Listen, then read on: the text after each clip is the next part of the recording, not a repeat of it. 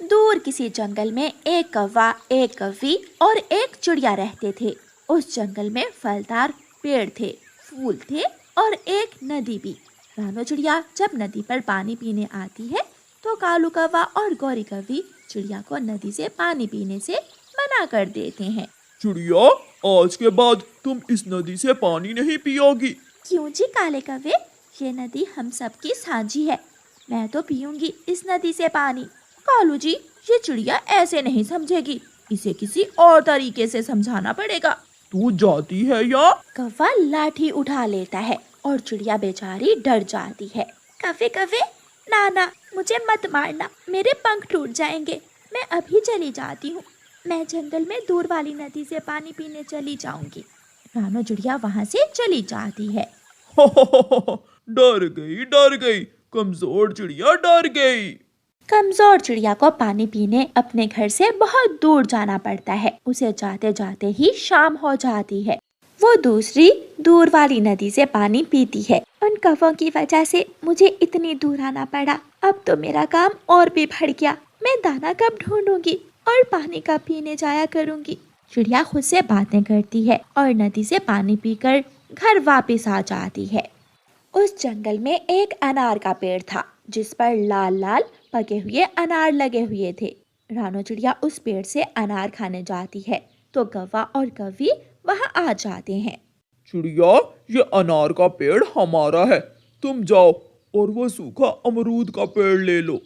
लेकिन कौवे, उस अमरूद के पेड़ पर तो कोई अमरूद नहीं है, मैं वहाँ जाकर क्या खाऊंगी। चिड़िया चुप करके चली जा, वरना बहुत मार खाएगी तू। चिड़िया कौवों से लड़ना नहीं चाहती थी, इसलिए चिड़िया वहाँ से चली जाती है और कौवे अनार के पेड़ से अनार खाने लगते हैं।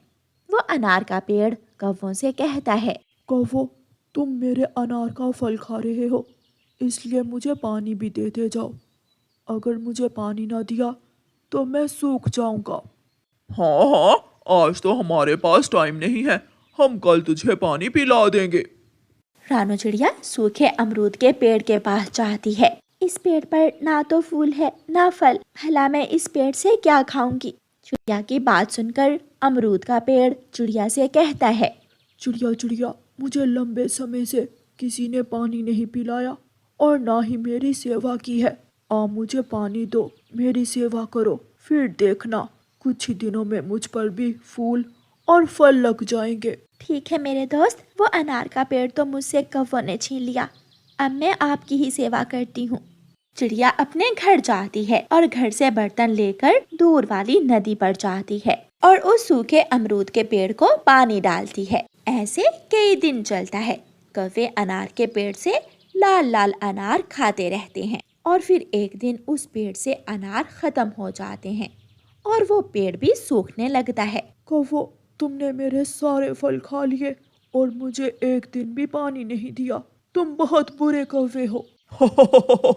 हम ऐसे ही हैं, अनार के पेड़, चिंता ना करो, हम चिड़िया से जाकर उसका अमरूद का पेड़ छीन लेंगे। चिड़िया का अमरूद का पेड़ अब हरा भरा हो गया था और उस पर मीठे अमरूद भी लग चुके थे। चिड़िया अपने पेड़ पर लगे हुए फल देखकर बहुत खुश होती है, लेकिन दुष्ट कौवे वहां आ जाते हैं। हट रे चिड़िया, ये पेड़ हमारा है, इस पेड़ के अमरूद हम ही खाएंगे। दुष्ट कौवो, मैंने कई दिन इस पेड़ की सेवा की है और अब जाकर इस पेड़ पर फल आया है तो तुम मुझे फल खाने से रोक रहे हो। चिड़िया मार खाएगी या भाग जाएगी, तुम ऐसा करो, नदी के पास वाला बेरी का पेड़ जाकर ले लो। लेकिन वो बेरी का पेड़ तो सूखा हुआ है। जैसे तुमने सेवा करके इस अमरूद के पेड़ को हरा भरा कर लिया, ऐसे ही बेरी के पेड़ को भी हरा भरा कर लो। चिड़िया डरती हुई वहां से चली जाती है। कौवो, तुम बुरे पक्षी हो, पहले तुमने मेरे दोस्त अनार के पेड़ को सुखा दिया और अब मेरे पास आ गए हो। चिंता ना करो अमरूद के पेड़, हम तुम्हारे फल खाकर तुम्हारी पूरी तरह सेवा करेंगे। वो कौवे अमरूद के पेड़ से सारे पके हुए अमरूद तोड़ लेते हैं। कालू जी, ये कच्चे अमरूद हम फिर किसी दिन तोड़ लेंगे, अब घर चलें। कौवे पके हुए अमरूद तोड़कर अपने घर चले जाते हैं। दिन गुजरते गए, कौवे उस अमरूद के पेड़ से सारे ही पके हुए अमरूद खा लेते हैं और रानो चिड़िया सूखे बेरी के पेड़ को पानी देती रहती है।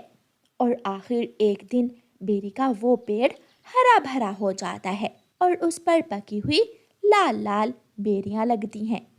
चिड़िया बहुत खुश थी। मेरा बेरी का पेड़ हरा भरा हो गया, अब मुझे कोई चिंता नहीं है। मैं अपने बेरी के पेड़ से जी भरकर बेरियां खाऊंगी। रानो चिड़िया ने अभी बेरी के पेड़ से एक ही बेरी खाई थी कि वहाँ दुष्ट काले कौवे आ जाते हैं। चिड़िया, हमें ये बेरी का पेड़ पसंद आ गया है, चल भाग जा यहाँ से, अब ये बेरी का पेड़ हमारा है। चिड़िया कौवों की बात सुनकर रोने लग जाती है। कौवो, मैंने बहुत मेहनत से इस बेरी के पेड़ को हरा भरा किया है, अब मैं ये बेरी का पेड़ तुम्हें नहीं दूंगी। कैसे नहीं दोगी? मैं तुम्हारी टांग तोड़ दूंगा। नाना कौवे, मेरी टांग मत तोड़ना, मैं चली जाती हूँ यहाँ से। फिर रानो चिड़िया वहाँ से चली जाती है और कौवे मज़े मज़े से बेरी का फल खाने लगते हैं। चिड़िया अपने घर जाती है और अपना सामान बांध लेती है। अब मैं इस जंगल में नहीं रहूंगी, वो कौवे मेरा पेड़ छीन लेते हैं। मैं दूसरे जंगल जाऊंगी, जिस जंगल में कोई कौवा ना हो। चिड़िया अपना सामान उठाकर दूसरे जंगल चली जाती है। रास्ते में बैठे कौवा और कौवी चिड़िया को देखकर हंसने लगते हैं। डर गई, रानो चिड़िया डर गई। चिड़िया हमारे डर से जंगल छोड़कर जा रही है। कौवो, मैं तुम जैसे बुरे पक्षियों के मुंह नहीं लगना चाहती, मैं जा रही हूँ और देखना, एक दिन तुम बहुत पछताओगे। रानो चिड़िया वहाँ से चली जाती है। रानो चिड़िया दूसरे जंगल में जाती है। वो सूखा जंगल था और सूखे जंगल में सूखे पेड़ पर एक चील का घोंसला था। चिड़िया चील के पास जाती है। चील माँ जी, क्या मैं इस जंगल में रह सकती हूँ? हाँ चिड़िया बेटी, रह सकती हो, लेकिन इस जंगल के पेड़ तो सूखे हुए हैं, यहाँ तुम्हें खाने को कोई फल नहीं मिलेगा। चील माँ जी, आप चिंता न करें, मैं इन पेड़ों की सेवा करूँगी, इनका ख्याल रखूँगी।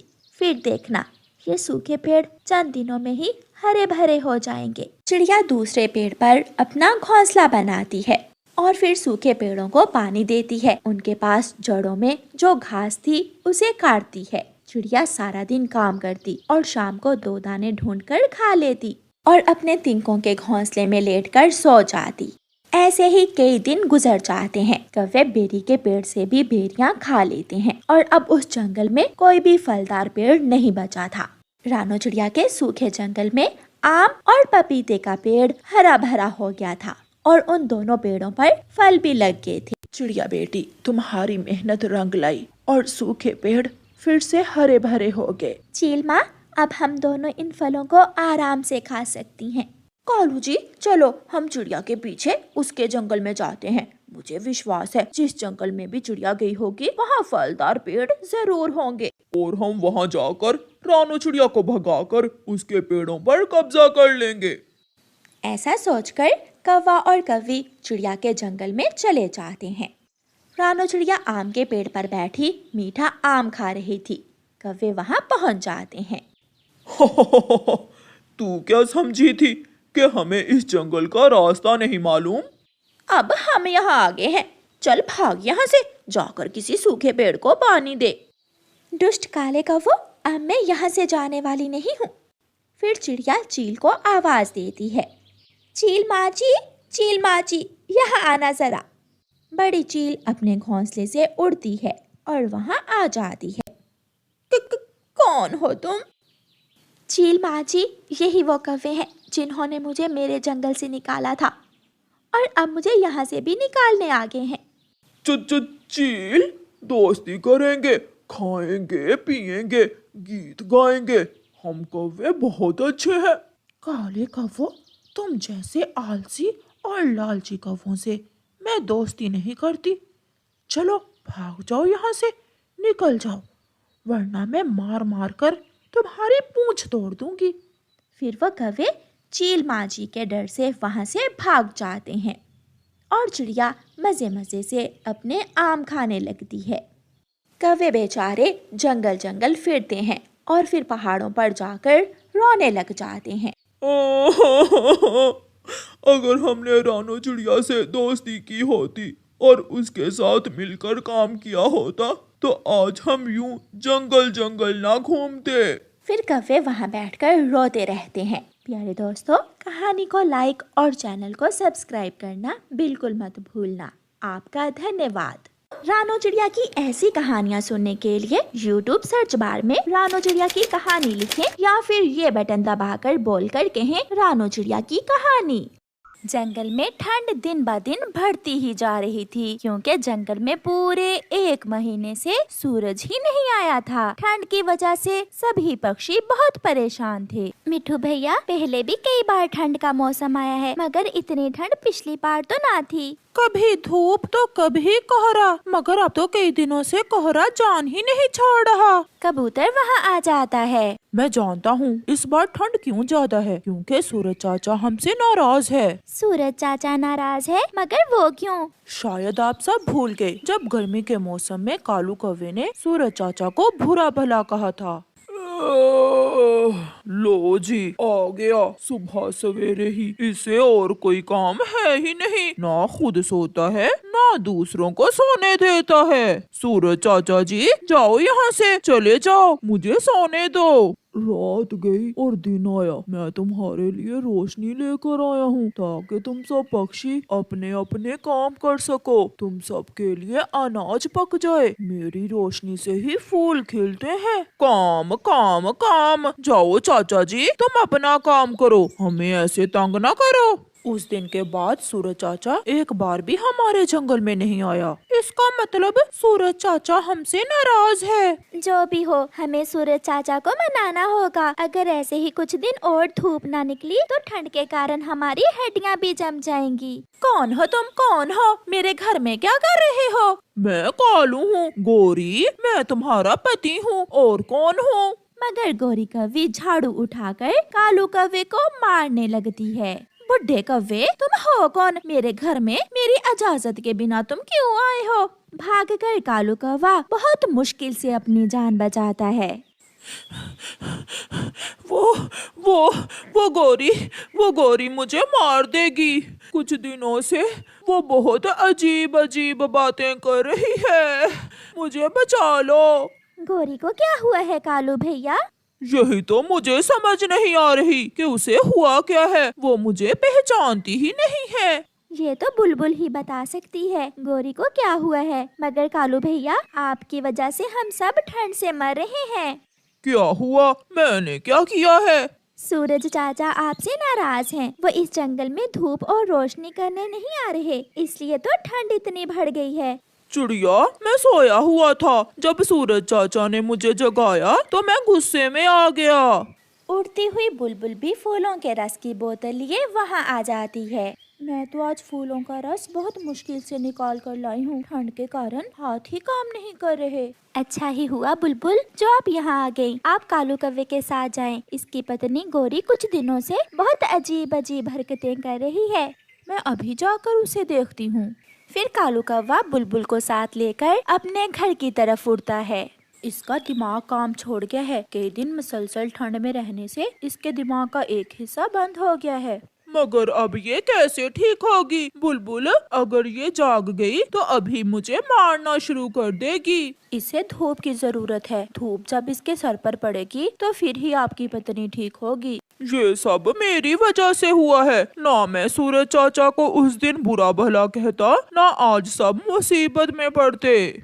फिर कालू कौवा अपने दोस्तों के पास जाता है। सब पक्षी वहाँ इकट्ठे होते हैं। कालू, किसी तरह तुम्हें सूरज चाचा से माफी मांगनी होगी, फिर ही सूरज चाचा हमारे जंगल में धूप देगा। मैं कान पकड़कर सूरज चाचा से माफी मांग लूंगा, मगर ये तो मालूम हो कि सूरज चाचा मुझे मिलेगा कहाँ। ये बात तो बूढ़ी फाख्ता ही हमें बता सकती है। तो फिर कौन जाएगा बूढ़ी फाख्ता के पास? मैं और कालू कौवा हम जाते हैं बूढ़ी फाख्ता के पास। फिर चिड़िया और कौवा बूढ़ी फाख्ता की तरफ उड़ते हैं। बूढ़ी फाख्ता का घर दूसरे जंगल में था। चाचा जी, यहाँ पर बूढ़ी फाख्ता कहाँ रहती है? चिड़िया, वो सामने रहती है बूढ़ी फाख्ता। समय जाया किए बिना चिड़िया और कौवा वहाँ से उड़ते हैं। अगर आपको सूरज चाचा के पास जाना है तो आपको सागर के पार जाना होगा। सूरज चाचा रात को आराम करने के लिए सागर के उस पार आता है। बूढ़ी फाख्ता जी, क्या सूरज चाचा मुझे माफ कर देगा? जुर्म कितना भी बड़ा हो, अगर सच्चे दिल से तौबा की जाए और सच्चे दिल से माफी मांगी जाए तो ऊपर वाला भी माफ कर देता है। कौवे भैया चलें, हमें अंधेरा होने से पहले पहले सागर के उस पार जाना होगा। चिड़िया और कौवा फिर से उड़ते हैं। सामने खुला सागर था, जहाँ तक नजर जाती नीला ही नीला सागर था। वो उड़ते हैं, कभी कौवा आगे तो कभी चिड़िया आगे। वो उड़ते उड़ते बहुत थक जाते हैं। फिर कौवे का ध्यान सागर में एक टापू पड़ जाता है। चिड़िया, हमें थोड़ी देर के लिए वहाँ रुकना होगा, मेरे पंख बहुत थक गए हैं। हाँ कौवे भैया, हो सकता है हमें वहाँ से कुछ पानी और खाने को भी कुछ मिल जाए। वो दोनों दोस्त टापू पर जाते हैं। वहाँ बैठी हुई मैना उनका स्वागत करती है। आप कहाँ जा रहे हैं? यहाँ से आगे तो कोई और टापू नहीं है, इससे आगे तो सागर का दूसरा किनारा है। मैना बहन, हमें सूरज चाचा के पास जाना है। मैना जी, हमें भूख लग गई है, क्या यहाँ से कुछ खाने को मिलेगा? खाने को भी मिलेगा और पीने को भी, आप मेरे साथ आए। फिर मैना उन्हें थोड़ी ही दूर एक फूलों के घर में ले जाती है। ये घर तो बहुत सुंदर है।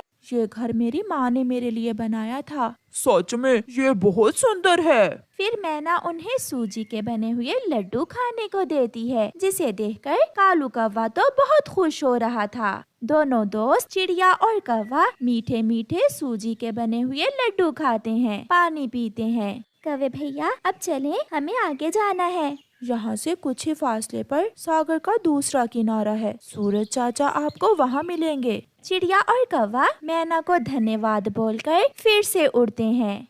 आखिरकार वो दोनों दोस्त सागर की दूसरी ओर पहुँच जाते हैं। सूरज चाचा सो रहे थे। चिड़िया आहिस्ता से आवाज देती है, सूरज चाचा, सूरज चाचा। हाँ हाँ चिड़िया, बताओ बताओ, कैसे आई हो तुम दुष्ट कौवे, तुम यहाँ मेरे पास क्यों आए हो? चले जाओ, नहीं तो मैं अपनी गर्मी से तुम्हें कोयला बना दूंगा।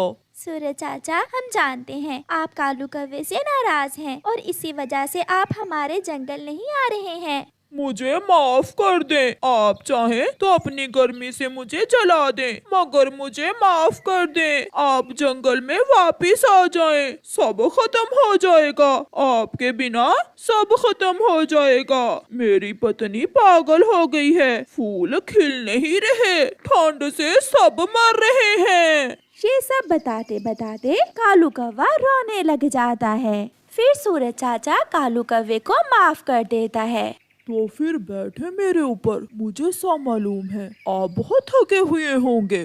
चिड़िया और कौवा खुशी खुशी सूरज चाचा के ऊपर बैठ जाते हैं और सूरज चाचा उनके साथ उनके जंगल चल देता है। आज सुबह होने के साथ ही जंगल के सब पक्षी बहुत खुश थे, क्योंकि आज कई दिनों बाद उनके जंगल में सूरज चाचा आए थे और सब पक्षी धूप के मजे ले रहे थे।